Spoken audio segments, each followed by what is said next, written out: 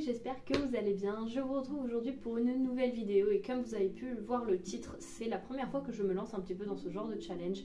J'ai déjà vu plusieurs personnes faire ça et je me suis dit cette année que moi aussi j'avais envie de le faire parce que j'avais pas mal de BD, manga et petits romans qui traînaient depuis un petit moment dans ma pile à lire et qu'il fallait vraiment que je me lance. Le principe c'est tout simplement petit mois, petite lecture, c'est-à-dire que étant donné que le mois de février est le plus petit mois de l'année, on se lance, enfin là pour le coup je me lance dans un défi de lire un petit peu, je dirais pas le plus de livres parce que c'est pas non plus le but de juste enchaîner, mais c'est de faire baisser sa pile à lire dans tout ce qui est petite lecture. Dans petite lecture, pour moi ça va être des romans de moins de 200 pages ou même des BD, manga, tout ça. Par exemple un manga de 200 pages, ça reste pour moi une petite lecture. Je pense que c'est assez clair, ça dure du 1er février jusqu'au 28, c'est ça, jusqu'au 28 février. Et j'y ai placé 15 livres dans cette pile à lire. En fait j'en ai placé un petit peu plus. Par exemple il y a un manga où j'ai mis le tome 8 et le tome 9, mais je l'ai compté comme une seule lecture. Donc si je ne lis pas les 15 c'est pas grave, si j'en lis d'autres c'est pas grave. Vraiment c'est juste parce que j'avais envie de faire le challenge, mais encore une fois je ne me mets aucune pression. La lecture c'est juste un plaisir et à aucun moment je me mets du stress par rapport à ça. Donc je vais juste vous présenter la petite pile à lire, enfin petite, tout est relatif, mais la petite pile à lire que je me suis préparée. Comme je vous l'ai dit juste avant, il y a des mangas, des BD et des romans, et donc j'ai trié un petit peu ça par catégorie. Et on va tout de suite commencer avec les mangas. Le tome 8 et le tome 9 que je vais vous parler, il s'agit tout simplement de Shadow House de Somato. Je ne vais pas à chaque fois vous faire les résumés tout simplement parce qu'il y en a plein où je ne connais pas les résumés, où je veux juste me lancer comme ça sans rien savoir. Ça c'est un manga que j'aime beaucoup, où j'ai décidé d'y placer le tome 8 et le tome 9 parce que j'ai lu le tome 7 il y a pas très longtemps. Je vous l'ai présenté notamment je crois dans mon dernier avis lecture, mais en tout cas voilà, donc ces deux tomes là sont placés et je pense qu'ils vont quand même être lus parce qu'ils se lisent assez rapidement et puis c'est une suite de saga. J'ai décidé évidemment d'y placer Magica le tome 2, c'est écrit par Yuzuko Oshimi et c'est publié aux éditions Deluxe. Tout ce que je peux vous dire c'est que le tome 1 avait été un énorme coup de cœur de par, je trouve, en fait ces planches qui ont été pour moi très apaisantes, qui m'ont embarqué, qui m'ont emmené dans une grande réflexion et franchement ce tome 2, j'en attends pareil, mais je pense que je ne vais vraiment pas être déçue rien qu'en voyant les planches. Je sais qu'il y en a qui n'aiment pas trop, qui trouvent ça pas réellement fini au niveau du design, mais moi je trouve ça super beau, super doux, super apaisant, donc je me tarde de le découvrir. Et ensuite donc pour la plus grande joie d'une personne, je vais commencer la saga Berserk. Donc là j'ai mis dans cette pile à lire un petit peu les 3 premiers tomes parce que je me suis dit un seul tome généralement ça introduit juste l'histoire, 2 tomes bon ça commence, mais 3 tomes je me dis ça peut bien m'inciter et bien commencer à m'amener dans l'histoire avec les premières intrigues et les premières choses qui se passent. Et effectivement, on m'a dit oui, il faut que tu commences par les 3 premiers. Il faut que je commence par lire les 3 premiers quasiment en même temps pour vraiment me lancer dans l'histoire. Je ne sais pas de quoi ça parle, je ne veux pas savoir de quoi ça parle, il n'y a pas de résumé derrière et tant mieux. Mais en tout cas voilà, du coup j'ai les 3 premiers tomes dans ma pile à lire. Voilà pour ce qui est des mangas. Si jamais vous faites aussi ce challenge, n'hésitez pas à me dire un petit peu si vous avez une pile à lire, si vous avez fait une vidéo dessus, un post dessus, n'hésitez pas à me mettre les liens, enfin vraiment n'hésitez pas, même si c'est pour m'envoyer un message par exemple sur Instagram, pour me faire un retour parce que je sais qu'il y en a qui préfèrent me faire un retour par message privé que sur les commentaires YouTube, il n'y a pas de souci, vous faites vraiment comme vous voulez, mais j'adore toujours autant vos retours. Maintenant on va passer au roman. Donc là je pense que le roman c'est la catégorie quand même où il y en a le plus parce qu'il y a 1, 2, 3, 4, 5, 6, 7, 8 livres dedans. Donc j'ai encore une fois mis plein de genres différents, c'est-à-dire qu'on va passer du livre de philosophie, ça je sais pas trop ce que c'est comme genre, des témoignages, de la réécriture de contes, du témoignage, du contemporain et de l'anticipation un petit peu, enfin vraiment on passe par tous les genres donc c'est plutôt cool. Le premier c'est Philosophie de l'ameublement de Edgar Allan Poe, donc c'est un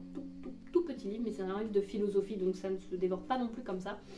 Et si vous me suivez un petit peu, vous savez que Edgar Allan Poe est un auteur que j'adore les atmosphères qu'il crée, tout. En fait, voilà, j'ai pas encore lu énormément de ces nouvelles, de ces histoires, mais j'ai vraiment envie de le découvrir et franchement, pour l'avoir étudié en cours, c'est vraiment un auteur qui m'intrigue et qui m'intéresse énormément. Donc j'avais trouvé ce tout petit livre un petit peu, et quand j'ai vu Edgar Allan Poe, j'ai dit bon, je le prends, je l'ai toujours pas lu donc je le place dans cette pile à lire. Ensuite j'ai également placé, donc là pour la plus grande joie, d'Evali.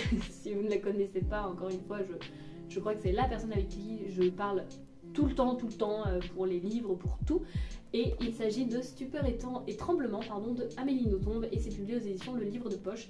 Il y a un résumé derrière, je ne veux pas savoir de quoi ça parle, je sais juste que Amélie Nothomb est quand même très réputée pour ses écrits. Voilà, c'est tout ce que j'ai à en dire. Donc il est peut-être pas tout petit, mais c'est écrit quand même hyper gros dedans. Et le livre, j'ai même pas regardé le nombre de pages qu'il faisait, mais voilà, on est sur 186 pages.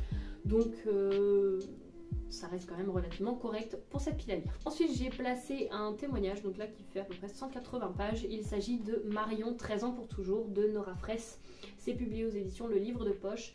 Et donc là c'est un témoignage sur une jeune fille de 13 ans qui s'est suicidée le 13 février 2013 en se pendant à un foulard dans sa chambre. Et sous son lit en hauteur a été retrouvé également son téléphone un peu accroché comme s'il était également pendu. Et donc c'est un petit peu toute cette question, enfin tout ce témoignage sur le harcèlement, le cyberharcèlement, etc. Donc voilà, c'est un témoignage qui ma foi doit être quand même assez dur à lire, mais que j'ai depuis un petit moment, donc je me suis dit bon allez, je peux le mettre dans cette pile à lire là. Ensuite un livre qui sera une relecture, puisque je l'ai pris celui-ci à Easy Cash, et en fait je l'avais déjà lu, j'ai vendu la saga, mais quand je l'ai vu je me suis dit bon, ça pourrait me refaire une petite relecture, et puis j'aime beaucoup cette édition là.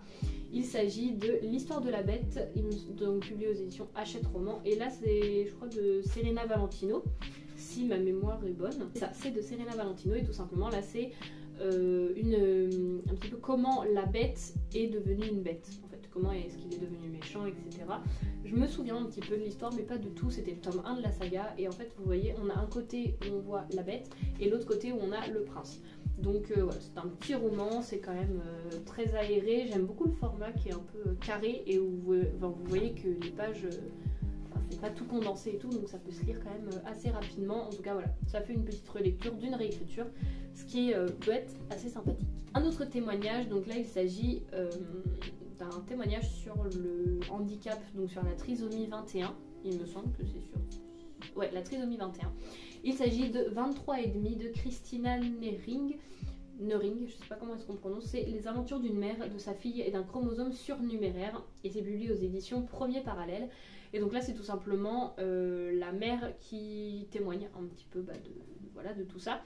Et c'est écrit en gros, s'il y a une femme au monde qui n'était pas faite pour avoir un enfant spécial, c'est moi. Je pense que ça va aborder toute la question de la culpabilité, le fait de se dire mais moi en fait je veux pas un peu d'un enfant comme ça. Je pense que ça va être abordé dans ce livre, et du coup je pense que ça va être vraiment intéressant, donc à voir. Mais voilà, c'est un témoignage, il fait même pas 150 pages. Je pense que, enfin s'il fait 150 pages, je pense que tout ce qui est témoignage ça va pas se lire rapidement, mais je me dis je le place comme ça, voilà, ça me fait une petite pile à lire assez vaste où je vais pouvoir un petit peu piocher ce que j'ai envie dedans. Ensuite un livre dont je vous ai pas encore parlé, mais qui va arriver dans le prochain book haul qui arrivera je sais pas quand, parce qu'en ce moment j'ai 2 livres en gros à vous présenter dans le book haul, donc il arrivera clairement pas maintenant, et je ne compte pas acheter beaucoup de livres pour le moment. Mais il s'agit de Maison Tanière de Pauline Delabroix Allard, et c'est publié aux éditions L'Iconopop.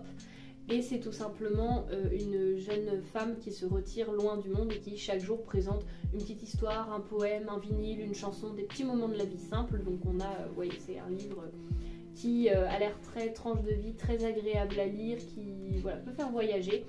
Et il y a des moments écrits en anglais, enfin voilà.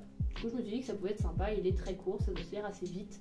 Donc à voir ce que ça donne. On continue avec un autre livre que j'ai eu cette fois-ci à Noël, enfin c'était un cadeau de moi à moi. Et il s'agit de Un psaume pour les recyclés sauvages, c'est le tome 1, c'est écrit par Becky Chambers et c'est publié aux éditions La Talente.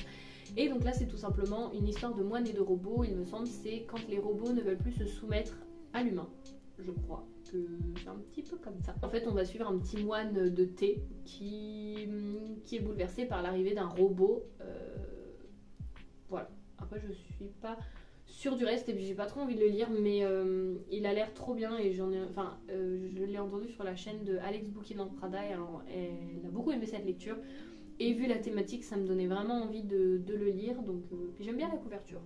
Donc voilà. Et le dernier roman de cette sélection, il s'agit de Minute Papillon de Aurélie Vallogne. C'est publié aux éditions Le Livre de Poche. Je ne sais pas de quoi ça parle, je ne veux pas le savoir. Le livre fait quand même plus que 200 pages, il en fait 300. Mais vu que c'est du Aurélie Vallogne, c'est hyper fluide, ça se lit tout le temps super vite. Du coup j'ai voulu le placer un petit contemporain et tout quand même, parce que j'ai placé pas mal de témoignages ou de livres un petit peu lourds quand même. Enfin pas lourds mais des classiques, de la philosophie. Non, celui-ci c'est le contemporain fluide, agréable à lire par excellence. Et maintenant on va passer au BD. Il y en a 5 je crois. Oui c'est ça, il y en a... Non, si, il y en a 5. Et on commence tout de suite avec une BD que j'ai eue à Noël, donc pas cette année mais de l'année dernière. Il s'agit de Sorceline, le tome 1 et le tome 2. C'est écrit par et dessiné peut-être aussi par Sylvia Douillet et Paola Antista et c'est publié aux éditions Vent d'Ouest. Il me semble que c'est juste une jeune fille qui a toujours aimé les animaux et qui veut être fantasticologue, c'est-à-dire s'occuper un petit peu des animaux fantastiques. Je n'en sais pas plus, je ne veux pas en savoir plus, mais je vous en reparlerai dans tous les cas. Pas quand je l'aurai lu. Ensuite, j'ai décidé d'y placer 2 livres de la collection Mickey. Vous savez, les livres très beaux. J'ai décidé d'y placer les 2 que j'avais dans ma pile à lire. Le premier, il s'agit de Terror Island. Donc c'est une terrifiante aventure de Mickey Mouse de Alexis Nesme. J'ai toujours un problème avec ce nom de famille. Je ne sais pas comment est-ce qu'on le prononce. C'est publié aux éditions Glénat. Et en fait, je trouve vraiment, mais à chaque fois je vous le dis, mais les planches de ces BD, magnifiques. Vraiment, moi je veux toutes ces BD. Il y en a certaines où c'est un peu la même collection mais les dessins ne sont pas pareils. Mais je veux dire, celle-ci là, avec ces dessins là, moi je les veux toutes. Du coup voilà pour la première. Et la deuxième que j'ai, il s'agit de Mickey et la Terre des Anciens. Donc là c'est de Filippi Camboni, mais il me semble que c'est également illustré par Alexis Nesme, je crois. Et non, il y a pas, le dessin est fait par Silvio Camboni. Mais j'adore également le dessin, franchement c'est trop beau. Enfin, ah oui, on voit que c'est pas non plus le même genre, mais franchement j'adore. Bon là c'est une page où il y a plein de choses, mais les couleurs et tout, enfin franchement non, les détails, en fait c'est surtout les détails que je trouve magnifiques. Voilà, à voir ce que ça donne. Et pour continuer avec la dernière BD que j'ai placée dans cette pile à lire, et donc là pour moi c'est réellement... ouais, merci. Et pour continuer avec la dernière BD que j'ai placée dans cette pile à lire, le dernier livre placé, je vous avoue que j'aimerais énormément le lire et si j'arrive à le lire, pour moi ce sera vraiment une fierté. Alors tu peux le lire clairement, je serai très contente de moi parce que ce sera un petit pas ou même un grand pas quand même en avant. Il s'agit du tome 3 des Cerfs Grémillés, donc c'est écrit par Di Gregorio et Barbucci et donc le tome 3 c'est le Trésor de Lucille. Dans le tome 1 on suit, je sais plus comment est-ce qu'elle s'appelle. Dans le tome 2, on suit les amours de Cassiopée. Dans le tome 3, donc le trésor de Lucille. J'ai adoré le tome 1. Le tome 2, je l'ai un petit peu moins aimé parce qu'on est plus centré sur de la romance. Mais il y a quand même une histoire tout autour qui est, ma foi, très sympa. Sauf que là, le tome 3, j'ai très envie de le lire, mais je l'ai feuilleté un petit peu et il se trouve que dedans, il y a des baleines. Et si vous me suivez, si vous avez déjà vu des vidéos où j'en parle, en fait, je suis phobique des baleines. Je ne peux ni entendre le bruit des baleines, ni en voir en photo, en dessin ou ce que vous voulez. Ça me terrifie réellement, tout ce qui est baleine et cachalot. Requin-baleine, ça va, vraiment. Mais alors vraiment baleine et cachalot, ça me terrifie. Donc c'est là qu'on dit merci Pinocchio pour cette nouvelle phobie. Mais en tout cas, c'est pour ça qu'il y a des baleines en plus des gros plans dedans. Donc là, j'ose pas l'ouvrir du coup. Mais je me dis, si j'arrive à le lire, bien entendu, je ne le lirai pas quand je serai toute seule. Si je le lis, c'est accompagné, comme une enfant, on est d'accord. Mais voilà, en gros, si j'arrive à le lire, pour moi, ce sera vraiment... Enfin, je serai contente de moi. Parce que j'ai envie de clôturer cette saga, j'adore et tout. Mais en même temps, vous voyez, ça me freine parce qu'il y a quand même le truc qui me fait le plus peur. Donc voilà, je le place dans cette pile à lire avec aucune certitude, mais une envie quand même de le lire. Donc voilà pour ce qui est de cette pile à lire, petit mois, petite lecture. Je vous retrouve à la fin du mois pour vous faire un bilan justement de cette pile à lire, de ce que j'ai lu, de ce que je n'ai pas lu de cette pile à lire. En tout cas, j'espère que cette vidéo vous aura plu, que je vous aurai peut-être fait découvrir des livres ou au moins donné envie de participer également au challenge petit mois, petite lecture. Je l'ai vu passer il y a des années, enfin il y a plusieurs années et tout. Et je me suis dit j'ai envie de faire ça moi cette année, donc je me suis fait ma petite pile à lire et voilà. En tout cas, j'espère que cette vidéo vous aura plu, que vous aurez passé un bon moment. Et puis moi, je vous dis à la semaine prochaine pour la nouvelle vidéo. Salut!